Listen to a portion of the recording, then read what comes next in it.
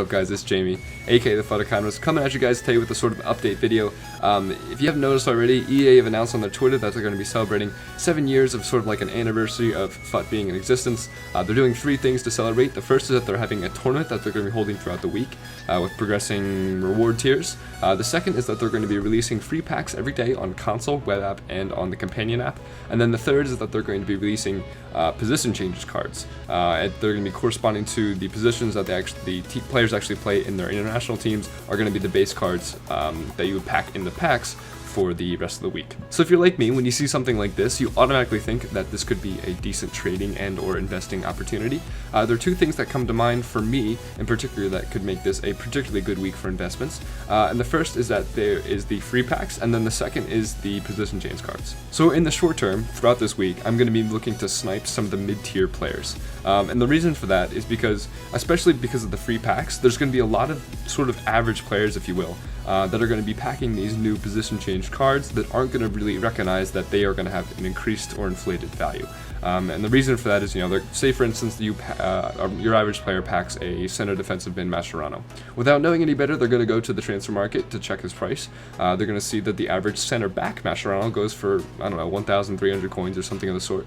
And then they're going to list up their center defensive Mascherano, which should be going for around 7,800 coins at the time of making this video, for 1,300 coins. And then that's where we come in, waiting greedily, hopefully to snap out that card. So in terms of what players you want to look to be sniping with, you sort of have to think about what players would you be most likely to spend time to look up the actual price. And see, if you pack someone like that Striker Ronaldo, obviously you're going to take the time to make sure that you're getting that proper price. Even the average player is going to do so. But if for someone like, Mascherano or even Rudy or, some of the lower tier players or even the mid tier players, there's a good chance that you're just going to go to the transfer market, see that he's worth, 4 or 5k, his normal version that is, and then list him up for that without really taking into consideration that you could be making a lot more money here. The second thing that I'm going to be doing is I'm going to be treating these cards sort of like they're in a quasi team of the week.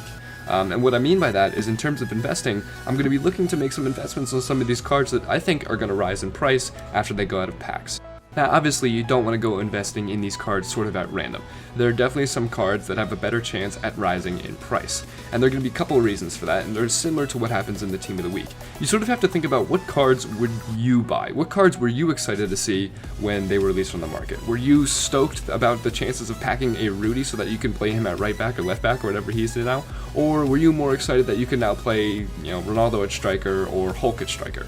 I mean, obviously, the cards that you're more excited about packing / being able to use are definitely the cards that are going to be more likely to rise in price.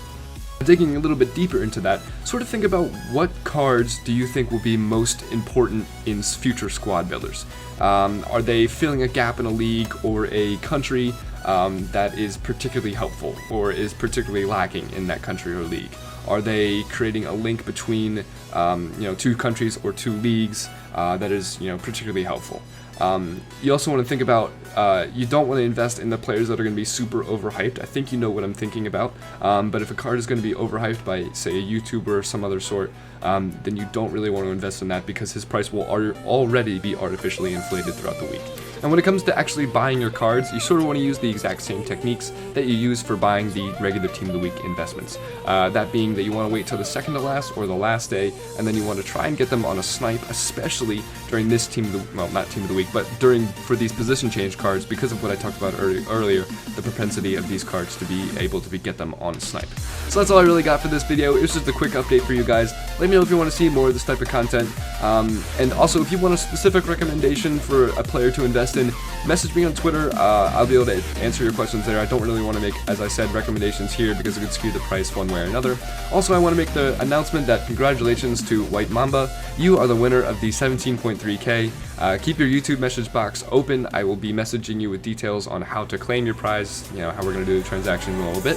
But other than that, it's been Jamie, aka the FUT Economist. Keep your trade piles full, stay rational, and I'll see you in the next video.